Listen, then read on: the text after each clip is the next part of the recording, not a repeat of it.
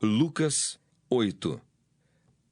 Aconteceu depois disto que andava Jesus de cidade em cidade e de aldeia em aldeia, pregando e anunciando o evangelho do reino de Deus.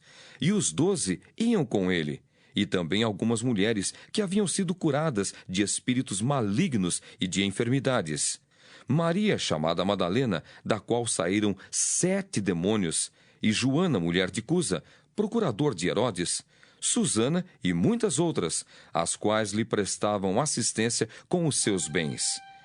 Afluindo uma grande multidão e vindo ter com ele gente de todas as cidades, disse Jesus por parábola: Eis que o semeador saiu a semear. E ao semear, uma parte caiu à beira do caminho. Foi pisada e as aves do céu a comeram. Outra caiu sobre a pedra. E tendo crescido, secou por falta de umidade. Outra caiu no meio dos espinhos, e estes, ao crescerem com ela, sufocaram. Outra, afinal, caiu em boa terra. Cresceu e produziu a 100 por 1. Dizendo isto, clamou: Quem tem ouvidos para ouvir, ouça. E os seus discípulos o interrogaram, dizendo: Que parábola é esta? Respondeu-lhes Jesus: A vós outros é dado conhecer os mistérios do reino de Deus. Aos demais fala-se por parábolas, para que, vendo, não vejam, e ouvindo, não entendam. Este é o sentido da parábola. A semente é a palavra de Deus. A que caiu à beira do caminho são os que a ouviram. Vem a seguir o diabo e arrebata-lhes do coração a palavra, para não suceder que, crendo, sejam salvos. A que caiu sobre a pedra são os que, ouvindo a palavra, a recebem com alegria. Estes não têm raiz. Creem apenas por algum tempo, e na hora da provação se desviam. A que caiu entre espinhos são os que ouviram, e no decorrer dos dias foram sufocados com os cuidados, riquezas e deleites da vida. Os seus frutos não chegam a amadurecer. A que caiu na boa terra são os que, tendo ouvido de bom e reto coração, retêm a palavra. Esses frutificam com perseverança. Ninguém, depois de acender uma candeia, a cobre com um vaso ou a põe debaixo de uma cama. Pelo contrário, coloca-a sobre um velador, a fim de que os que entram vejam a luz. Nada há oculto que não haja de manifestar-se, nem escondido que não venha a ser conhecido e revelado. Vede, pois, como ouvis, porque ao que tiver se lhe dará, e ao que não tiver, até aquilo que julga ter lhe será tirado.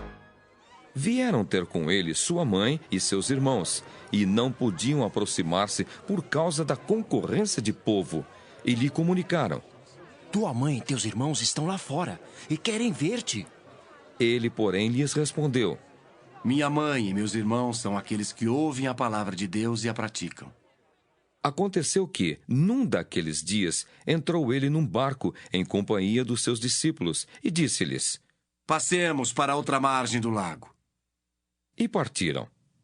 Enquanto navegavam, ele adormeceu, e sobreveio uma tempestade de vento no lago, correndo eles o perigo de sossobrar.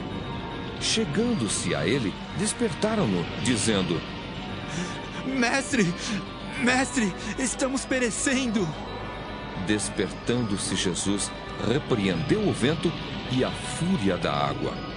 Tudo cessou e veio a bonança. Então lhes disse: Onde está a vossa fé? Eles, possuídos de temor e admiração, diziam uns aos outros: Quem é este que até aos ventos e às ondas repreende e lhe obedecem? Então rumaram para a terra dos Gerazenos, fronteira da Galileia. Logo ao desembarcar, veio da cidade ao seu encontro um homem possesso de demônios, que havia muito não se vestia, nem habitava em casa alguma, porém vivia nos sepulcros. E quando viu a Jesus, prostrou-se diante dele, exclamando e dizendo em alta voz: Que tenho eu contigo, Jesus, Filho do Deus Altíssimo? Rogo-te que não me atormentes.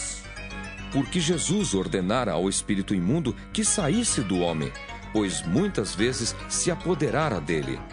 E embora procurassem conservá-lo preso com cadeias e grilhões, tudo despedaçava e era impelido pelo demônio para o deserto. Perguntou-lhe Jesus. Qual é o teu nome? Respondeu ele, Legião. porque tinham entrado nele muitos demônios. Rogavam-lhe que não os mandasse sair para o abismo. Ora, andava ali, pastando no monte, uma grande manada de porcos. Rogaram-lhe que lhes permitisse entrar naqueles porcos, e Jesus o permitiu. Tendo os demônios saído do homem, entraram nos porcos, e a manada precipitou-se despenhadeiro abaixo, para dentro do lago, e se afogou. Os porqueiros, vendo o que acontecera, fugiram, e foram anunciá-lo na cidade e pelos campos. Então saiu o povo para ver o que se passara, e foram ter com Jesus. De fato, acharam o homem de quem saíram os demônios, vestido em perfeito juízo, assentado aos pés de Jesus, e ficaram dominados de terror. E algumas pessoas que tinham presenciado os fatos contaram-lhes também como fora salvo o endemoninhado. Todo o povo da circunvizinhança dos Gerazenos rogou-lhe que se retirasse deles, pois estavam possuídos de grande medo.